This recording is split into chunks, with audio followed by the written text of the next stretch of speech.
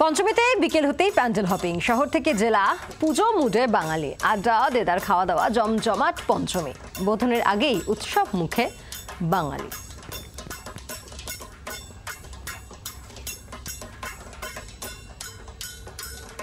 এই মুহূর্তে আমাদের সঙ্গে রয়েছেন আমাদের প্রতিনিধিরা, কারা কারা রয়েছেন আগে আপনাদেরকে জানিয়ে দিই। আমাদের সঙ্গে রয়েছেন আমাদের প্রতিনিধিরা, আমাদের সঙ্গে রয়েছে সুরুচি সংঘ থেকে রণয় তিওয়ারি, রক্তিমা দাস রয়েছে আমাদের সঙ্গে হাতিবাগান থেকে, এবং একই সঙ্গে আসানসোল জেলা দিকেও নজর রাখছি আমরা।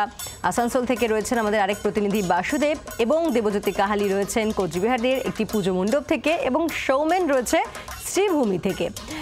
শুরুতে আমি একটু চট করে শ্রীভূমির দিকে যাই, সৌমেনের কাছে যাই। সৌমেন, আমরা জানি যে শ্রীভূমি পুজো নিয়ে সবার মধ্যে একটা আলাদা একটা ক্রেজ থাকে, আলাদাই। আমরা দেখেছি যে কয়েকদিন আগে বৃষ্টিতেও সেই ক্রেজে কোনো ভাটা পড়েনি। তো আজ পঞ্চমীতে এই রাত 11টায় ভিড় কি আছে?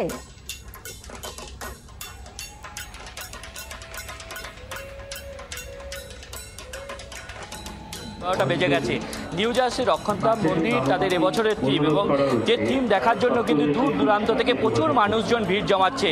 তোমাকে ছবিটা দেখাতে বলবো। এই মুহূর্তে শ্রীভূমির সামনে প্রচুর মানুষের ভিড়, এবং সকলের হাতেই কিন্তু মোবাইল, এবং তারা সকলেই কিন্তু এই মন্দিরের ছবি তুলে তার মুঠোফোনে কিন্তু বন্দি করে রাখতে চাইছে। এবং তার পাশাপাশি তোমায় জানিয়ে রাখি যে এবছরের যে মূল আকর্ষণ, যে প্রতি বছর যেমন আকর্ষণ থাকে যে সোনার গহনা, শ্রীভূমি মানেই যে আকর্ষণটা থাকে, এবছর কিন্তু প্ল্যাটিনাম হিরে থেকে দিয়ে এবং হোয়াইট গোল্ড দিয়ে কিন্তু সাজানো হয়েছে শ্রীভূমির প্রতিমা, এবং তার দেখার জন্যই কিন্তু প্রচুর মানুষজনের উৎসাহ আরও বেশি রয়েছে।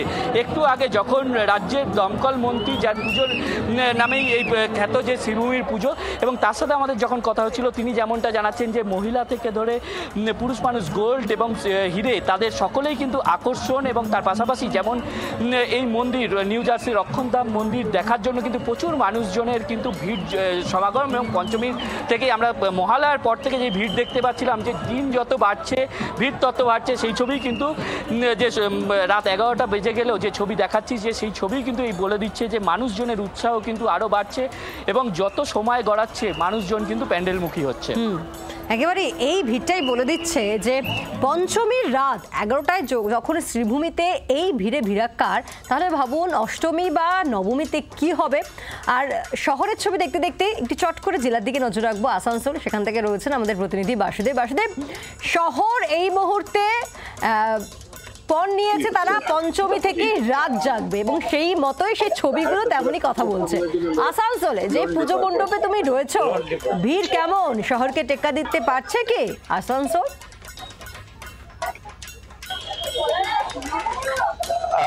দেখো, এখন বলতে পারা যায় যে কলকাতাকে বাদ দিলে আসানসোল কিন্তু যেভাবে ভিড় হচ্ছে আজকে, সেটা কিন্তু চোখে দেখার মতো। কারণ বৃষ্টি বিভিন্ন জায়গায় হচ্ছে বিক্ষিপ্ত ভাবে, তাকে কিন্তু বিভিন্ন ভাবে উপেক্ষা করেই কিন্তু প্যান্ডেলে ভিড়। এবং তোমাকে আমি দেখাবো, রাত্রের বেলাতেও কিন্তু প্যান্ডেলে কিন্তু দেখতে পাওয়া যাচ্ছে প্রচুর মানুষদের এখানে ভিড় দেখা যাচ্ছে, এবং সাধারণ মানুষ যেমন আসছে, পাশাপাশি দেখা যাচ্ছে যে এই প্যান্ডেল, এটা হচ্ছে আসানসোলের আপকার গার্ডেন, যেখানে মন্ত্রী মলয় ঘটকের বাড়ি, তার পাড়ার পুজোই বলা যেতে পারে, এবং তিনি এটা উদ্বোধন করে গিয়েছিলেন, এবং মুখ্যমন্ত্রী মমতা বন্দ্যোপাধ্যায় যেটা উদ্বোধন করেছিলেন। এবং তার প্যান্ডেল যেটা দেখতে পাওয়া যাচ্ছে, এইটা দেখার জন্য কিন্তু বহু মানুষ আসছে। তার কারণটা হচ্ছে এটা রাজস্থানের একটা শ্যাম মন্দিরের আদলে একটা যেমন মণ্ডপ বানানো হয়েছে, পাশাপাশি যদি দেখতে পাও এখানে কার্যত যে মাঠ রয়েছে, সেখানে কিন্তু মেলা এবং বিভিন্ন রকম খাদ্য সামগ্রী, সামনে যে মঞ্চ রয়েছে, সেখানে প্রত্যেক দিন সাংস্কৃতিক প্রোগ্রাম, এবং সব থেকে বড় কথা বাংলা গানের অনুষ্ঠান কিন্তু এখানে দেখতে পাওয়া যাচ্ছে। এবং তা দেখার জন্য যখনই কেউ এই প্রতিমা দর্শন করতে আসছেন, তখন কিন্তু দেখতেই পাওয়া যাচ্ছে যে তারা কিন্তু এই বাংলা গান শোনার জন্য কিছুক্ষণ বসে আছে। কারণ আসানসোল হচ্ছে মিশ্র ভাষাভাষীর জায়গা, এখানে সমস্ত রকম গান বাজনা হয়। তাই এই এলাকাতে যখনই কেউ আসছে, তখন একটা আনন্দ পাচ্ছে সাংস্কৃতিক অনুষ্ঠানের। এবং পাশাপাশি যেটা জানতে পারা যাচ্ছে, এই উদ্যোক্তারা 86 বছর ধরে কিন্তু আসানসোলের এই আপকার গার্ডেন, সেখানে কিন্তু পুজো করছে, যেটা একদম আসানসোলের হার্ট অফ দ্য টাউন বলা যেতে পারে। এবং এইখানে কিন্তু পঞ্চমী দিন যেভাবে ভিড় হয়েছে, উদ্যোক্তাদের বক্তব্য অনুযায়ী সেভাবে ভিড় নাকি আগে কোনোদিন হয়নি। আমি দুটো লাইন খালি জেনে নেবো, দুটো লাইন, সময় খুব কম, দুটো লাইন, যে ভিড় কেমন হচ্ছে পঞ্চমীর দিন। পঞ্চমীর দিনে যে ভিড় দেখা গেছে, বিগত কয়েক বছরে আমরা এরকম পাইনি। আমাদের চেয়ারম্যান শ্রী মলয় ঘটকের অনুপ্রেরণায় আমাদের পাড়ার মানুষে মিলে, আমাদের সদস্যরা মিলে যে মণ্ডপ আমরা করেছি, সেটা বিশ্ব বাংলার তরফ থেকে এবার সেরা। বুঝতেই পারছে উদ্যোক্তারা, তারা রীতিমতো আশাবাদী। তারা বলছেন যে পঞ্চমীতে যে এই ভিড় তারা কখনোই আশা করেনি। তাহলে আগামী দিনগুলোতে ভিড় যে আরো বাড়বে, পুজোর শুরু অর্থাৎ ষষ্ঠী থেকে ভিড় যে আরো উপচে পড়বে, এই আশা রাখছেন জেলার পুজো মণ্ডপের উদ্যোক্তারা। আর এই ছবি দেখতে দেখতে কোচবিহারের দিকে নজর রাখি। দেবজ্যোতি কাহালি রয়েছে আমাদের সঙ্গে, আমাদের আরেক প্রতিনিধি। দেবজ্যোতি, সন্ধ্যে থেকে তুমি আমাদের সঙ্গে রয়েছো। এখন তো রাত 11টা বেজে গিয়েছে। শহরবাসী নয়, আমরা জানি যে রাত জাগা অভ্যস্ত। কোচবিহার, সেখানেও সেই রেশ আমরা দেখছি যে কারো চোখে মুখে ঘুম, ক্লান্তি কিচ্ছু নেই, বোধন হয়নি এখনো। তার আগে একেবারে হই হই করে ঠাকুর দেখা চলছে।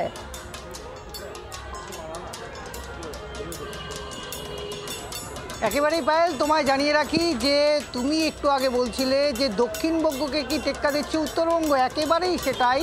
যে উত্তরবঙ্গের মানুষ, যারা কোচবিহারের মানুষ, তারা কিন্তু প্যান্ডেল হপিংয়ে নেমেছে। আমি এই মুহূর্তে রয়েছি কোচবিহার গুড়িয়াহাটি ক্লাবে। এই মুহূর্তে তাদের যেটা প্যান্ডেল, সেটা 82তম এই পুজো। পুরনো যে গ্রামগঞ্জের যে হারিয়ে যাওয়া স্মৃতি, অর্থাৎ বৈদ্যুতিন যুগে যে হাত পাখা, কুলো, সেই জিনিসগুলোকে, শৈশবকে, এই জিনিসগুলো দেখানোর জন্যই কিন্তু তাদের এই প্যান্ডেল এবং প্রতিমা কিন্তু চোখে পড়ার মতন, তোমায় আমি জানিয়ে রাখি। এবং তোমায় আরও বলি যে প্যান্ডেল হপিং তুমি দেখতেই পাচ্ছ যে এই মুহূর্তে কিন্তু প্যান্ডেল হপিং চলছে। রাত 11টা পার হয়ে গেছে, আরও কিন্তু রাত যত বাড়বে ততই কিন্তু এই প্যান্ডেল হপিং হয় কোচবিহারে, এমনটাই কিন্তু আমরা দেখে এসেছি। আমি একটু জাস্ট 2 মিনিটের জন্য একটু ক্লাব কর্মকর্তাদের সঙ্গে কথা বলবো। এবার আপনাদের প্যান্ডেলের কী কি? বন্ধুরা, আমাদের গুড়ারি ক্লাবের পক্ষ থেকে জি24 ঘন্টাকে জানাই শারদীয়া প্রীতি ও শুভেচ্ছা, এবং আপামার জনসাধারণকে আমরা জানাই প্রীতি ও শুভেচ্ছা। আমাদের এবারের থিম প্রাচীন বাংলার যে আমাদের রাজ ঐতিহাসিক ক্লাব, সেটা আমাদের তুলে ধরেছি নতুন প্রজন্মের কাছে, যে আমরা যে হারিয়ে যেতে বসেছিলাম, যে হাতের কাজের যে নিপুণ শিল্প, সেটা যে আবার পুনরায় আমাদের নতুন প্রজন্মকে আমরা দেখাতে পারি, যে এই হাত পাকা, তুলোর কাজ। এই যে পঞ্চমীর দিন আপনাদের মণ্ডপে কিরকম ভিড় হচ্ছে? আমাদের এখন যা ভিড় হচ্ছে, আমাদের গতকালের তুলনায় আজকে অধিক সংখ্যক দর্শনার্থীরা আসছে এবং খুব প্রশংসা করে যাচ্ছে যে এবারের মতন পুজো কয়েকটা কুচবিহারের মধ্যে আমাদের অন্যতম শ্রেষ্ঠ পুজো বলে জনগণ আমাদেরকে সমীক্ষা জানাচ্ছে। খুশি, কারণ সত্যি তো গোটা একটা বছর ধরে যে পরিকল্পনা চলে, যে পরিশ্রম চলে, সেই পরিশ্রমের ফল এবং তা যখন এইভাবে দর্শকরা উপভোগ করেন এবং তাদের চোখে মুখে একটা আনন্দ থাকে, তা দেখে উদ্যোক্তারা তারাও খুশি, তারই রেশ মিলছে। এবার জেলা থেকে এবার একটু শহরের দিকে আসি আমরা আবারও। এবার চলে যাই হাতিবাগান সর্বজনীনে। আমরা জানি যে উত্তর কলকাতার অন্যতম যে পুজোগুলো রয়েছে, তার মধ্যে অবশ্যই আমরা জানি বাকেট লিস্টে অনেকেরই, মানে প্রায় প্রত্যেকেরই থাকে ঠিক মার্ক দাও যে হাতিবাগান সর্বজনীন দেখতেই হবে। আর রক্তিমা সেখান থেকে আছে। রক্তিমা, পঞ্চমী রাত 11টা বেজে গিয়েছে, তুমি যেহেতু হাতিবাগানে রয়েছো, কি মনে হচ্ছে কি কোথাও যে আমরা পঞ্চমীতে দাঁড়িয়ে রয়েছি, নাকি বারবার করে একেবারে ধন্দ হয়ে যাচ্ছে, না পঞ্চমী নয় তো অষ্টমী, মানে ভিড়টা এটাই বলছে, নয় কি?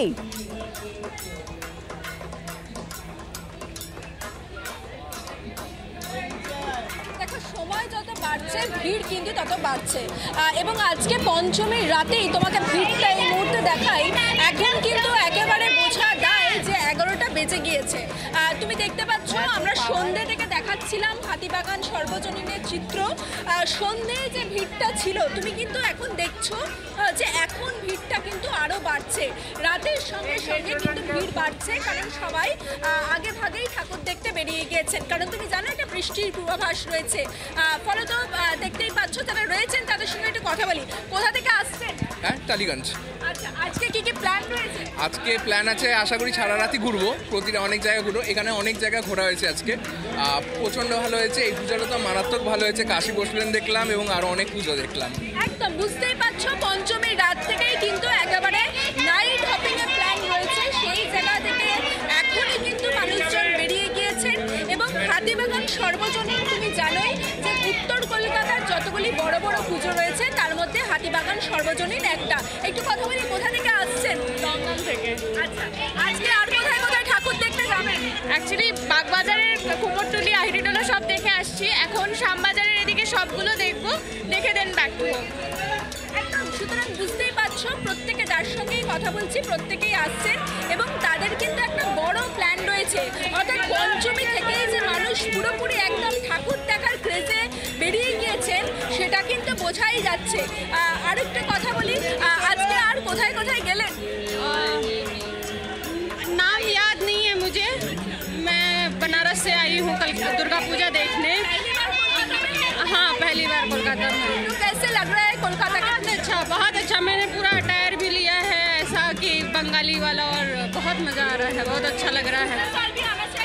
एकदम आना चाहेंगे, बच्चों के साथ आना चाहेंगे। इस वक्त तो बच्चों के साथ नहीं आए, लेकिन एकदम आना चाहेंगे, बहुत अच्छा लगा है। সুতরাং বুঝতেই পারছো বেনারস থেকে একজন এসেছেন, তিনি যেমনটা বলছেন প্রথমবার তার কলকাতার পুজো, এবং কলকাতার পুজো এতটাই ভালো লেগেছে তিনি আবার আসতে চাইছেন। দেখো আমরা কিন্তু এর আগেও দেখলাম কেউ ব্যাঙ্গালোর থেকে এসছেন, কেউ আরও দূর দূরান্ত জায়গা থেকে এসেছেন শুধুমাত্র কলকাতার পুজোর এই ভাইবটা উপভোগ করার জন্য। আর সেই ভাইবটা যে মানুষ একেবারে মন প্রাণ দিয়ে উপভোগ করছেন সেটা কিন্তু একেবারে দেখাই যাচ্ছে ছবিতে। বাইরে বোঝাই যাচ্ছে যে অনেকেরই প্ল্যানিং থাকে যে উত্তরটা ঘুরে তারপরে দক্ষিণে যাব, অনেকে আবার উল্টোটা। তো এই উত্তর ঘুরে আমরাও একটু একেবারে দক্ষিণের দিকে যাই। দক্ষিণের নাম করা পুজোগুলো বললেই সবার আগে যে নামটার কথা মনে পড়ে সেটা হচ্ছে সুরুচি সংঘ। এবছরও সেখানে চমক রয়েছে এবং সেই চমক টানে সাধারণ মানুষ যেমন ছুটে ছুটে যাচ্ছেন, তারকারা তারাও কিন্তু সেখানে ছুটে যাচ্ছেন। আমাদের সঙ্গে রনয় রয়েছে, আমাদের প্রতিনিধি রনয় তিওয়ারি। রনয়, তারকাদের সমাগম যেমন থাকে সাধারণ মানুষের সমাগমও জনজোয়ারে পরিণত হয় এবং পঞ্চমীর রাত 11টা বেজে গিয়েছে। যে ছবিগুলো দেখছি সুরুচিতে তারা তো আরও ভিড় নয় কি?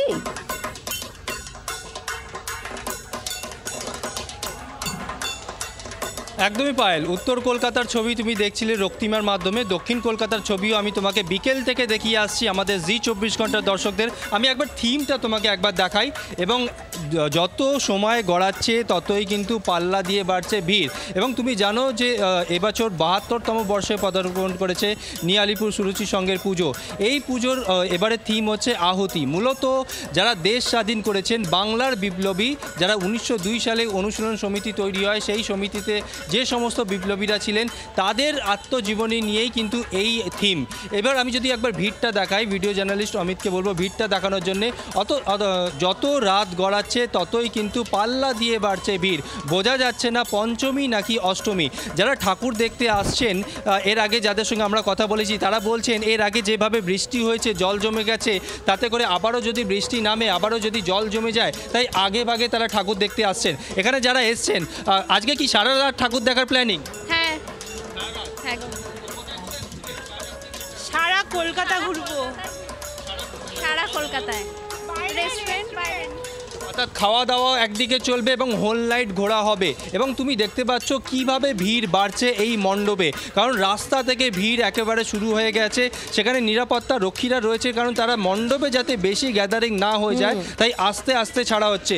বড়রা যেরকম রয়েছে তেমনি ছোটরাও রয়েছে। ঠাকুর দেখে ভালো লাগছে?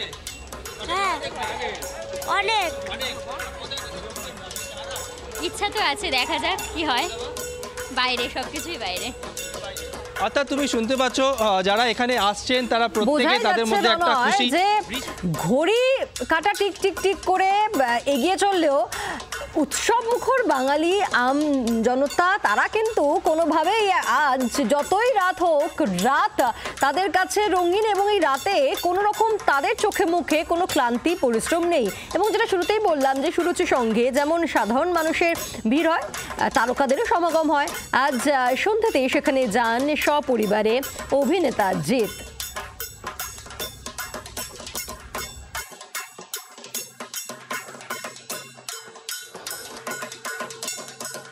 সংঘের পুজোয় এই মুহূর্তে এসছেন অভিনেতা জিৎ, তার সঙ্গে কথা বলবো।